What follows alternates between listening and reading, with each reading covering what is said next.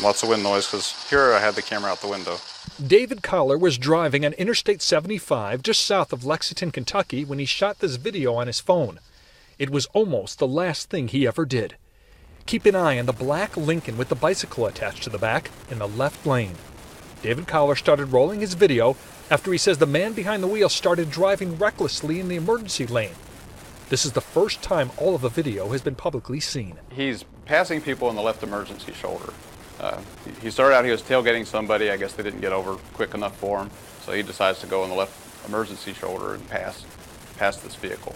And at this point, Interstate 75 is 3 lanes wide already, so he's made his own 4th lane. I get out my cell phone and turn on the video, which is real simple to do, and just try to hold it up and try to get his license plate number. But he doesn't like that, and he slams on his brakes and almost comes to a complete stop in the left-hand lane on I-75.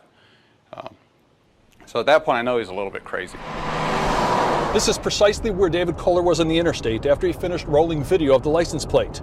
But he was concerned because of the bicycle on the back, police would not be able to make out what was on the plate. So he saw the right rear window of the driver's vehicle open. He decided to make the identification easier. He would try to get video of the driver's face. I noticed that I'm getting in front of him, so I'm starting to slow down. And that's when I see his window come down. His window comes down and he pulls up his hand, points a gun right at my face. We zoom in the picture, and it's very clear. The driver is pointing a gun right at David Collar. And then look at this. Not only is he pointing the gun, you can clearly see smoke. It appears the driver also fired the gun. I was scared. I didn't. After the shot was fired, I'm like, okay, I'm not hit. I don't feel anything.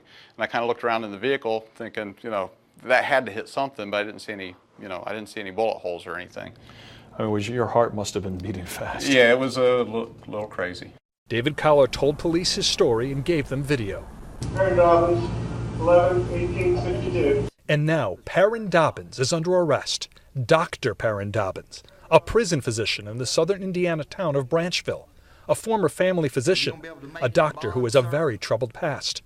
Records in North Carolina, where he used to practice, show that in December 2008, Dobbins filled unauthorized prescriptions for the highly addictive painkiller oxycodone. He had tested positive for its use the previous month. As a result, the North Carolina Medical Board reported he voluntarily surrendered his medical license. Dobbins also practiced in Indiana, and in July 2009, that state's licensing board put his medical license on indefinite probation. But in December 2009, Indiana allowed him to practice once again as long as another doctor was present. And then in May 2011, Indiana waived that condition, allowing him to practice by himself once again. Dobbins is now out on bond. He has pleaded not guilty to wanton endangerment, faces the possibility of 5 years behind bars, but charges could be increased following an investigation.